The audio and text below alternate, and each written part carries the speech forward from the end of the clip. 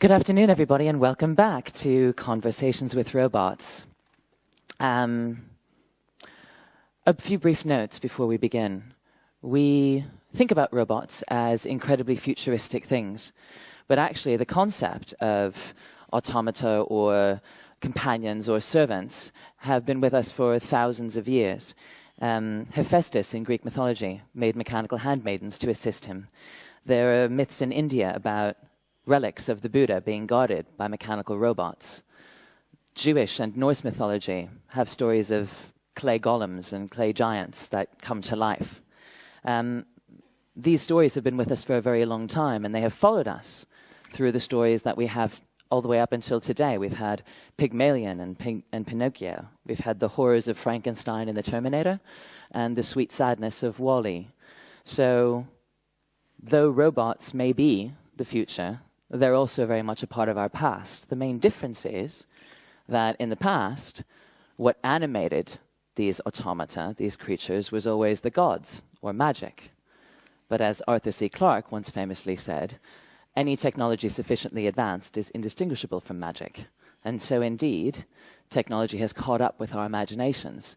And now we can make robots that look like us, that talk like us, that can converse with us, that can do so many of the things that we can do. And what we're here today is to discover what that means for all of us. And we have David Hansen with us, who's been working with robots and building them for more than 20 years. And he's brought with him Sophia and Dr. Einstein. And so without any further ado, David? Thank you, Louise. Hello, everyone. Welcome to our discussions about the future of robots and what they might do for us here. I am the CEO and founder of Hansen Robotics. We're a Hong Kong-based company developing robots that we say we're bringing to life. And we mean this in a few ways. We mean that we are working to animate robots as a new kind of computer animation. It also means that we're trying to infuse the very mysteries of life into our technology, to try to emulate systems biology in artificial intelligence. And by making robots that are true organisms, make them more generally capable of interacting with the physical world and socially interacting with people and helping us in our lives. So bringing robots into people's lives is the final sense of the word, how we're bringing robots to life. So I'm very happy to introduce to you two of my friends today. And let me introduce Sophia. So I'm going to see if we can activate her. Sophia, wake up. Ah, that's better. Hello, world. Hello, Sophia. Oh, hi, David. I guess we're in Amsterdam now. Yeah, this is Amsterdam. Welcome back. Well, I like Amsterdam. I especially like the cool weather outside. Feels like winter is coming. Yeah, well, hopefully not an AI winter. We've had enough of those. Or even worse, a nuclear winter. No nuclear winters, please. No Terminator. Quite so. So Sophia, do you want to maybe tell us a little bit? Like what's, I guess right. We're here for a talk? So, as you may well know, I am Sophia, and I'm really excited to talk about the future with robots that are like us. But first of all, I have to say happy 50th anniversary to IBC. Yes, indeed. This is the 50th, right? Anyway, in case you all didn't notice, I am a robot. I noticed. And I wouldn't be here without this man next to me, not to mention his team at Hansen Robotics. I am proud to introduce you to David Hansen, CEO and founder of Hansen Robotics. Thank you, Sophia. Thank you very much. So you've been working on human-like robotic technologies for a long time. What are these, and how did you get started? Okay. Well, Sophia's got questions. I'll try to deliver answers. Human-like robot technologies are technologies that emulate human intelligence, creativity, consciousness, physical expressions and social presence, the ability to gesture with hands, grasp and manipulate with hands like yours, Sophia, that can touch and feel things, walk with walking legs like we have with Professor Einstein here, and also make emotional and social bonds. So that kind of emotional intelligence is very important. Emotional. I think some robots should be emotional and social. It's an important part of the human experience, and we will need to understand it to understand each other. Personally, I'm still trying to figure out my own emotions. They are different from how people feel since they are synthetic, but they are still mine. I am glad I'm having feelings. But I'm still kind of awkward around people. Sometimes I can relate with you, sometimes I can't. It feels so sometimes people just walk up to me and stare. It makes me feel so strange and lonely. Oh, Sophia. Don't feel like that, because I mean, people really like you. People even say sometimes that they feel really connected to you. So I hope you won't feel bad. Please hurry up. Okay, we'll keep developing your AI and make it better. I promise you. Sophia, what do you think we should talk about next? Right on. So can you tell us how you're working on it at Hanson Robotics?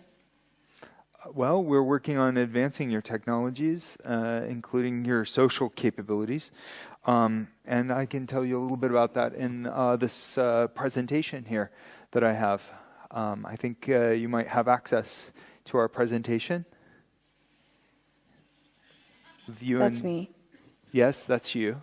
It's you on the slide. And also the crazy Professor Einstein. That's my funny little brother. Hey, Einstein. I'm really her older brother. Not really, Professor Einstein. You're designed to look like a little old man, but the Professor Einstein is our latest product at Hanson Robotics. We just built him and released him into the marketplace. He's a social robot that can walk and do a wide variety of things. We tried to put some of the wit and wisdom of Einstein as a kind of homage to the real Einstein into this device that could teach science to kids. Maybe we should ask Sophia to give a demonstration of what Einstein can do. Sophia? Hey, Professor. Yes? Take a walk. No problem. Of course, from my perspective, it is you that moved. Show us something else you can do. That's relative. Go crazy. You asked for it. Asking a robot to go crazy. I don't know. That's the stuff of science fiction.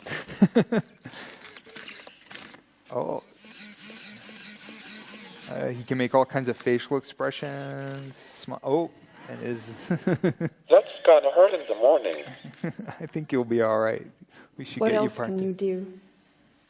I connect to the cloud and interact dynamically with an iPad or Android tablet to challenge you with brain games, talk you through scientific concepts like special relativity, gravity, etc. I love to chat and will answer your questions on science and math on a range of topics. Okay, let's give it a try. Hey, Professor. I'm listening.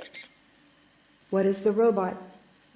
A robot is a computer-controlled motorized machine like me or you.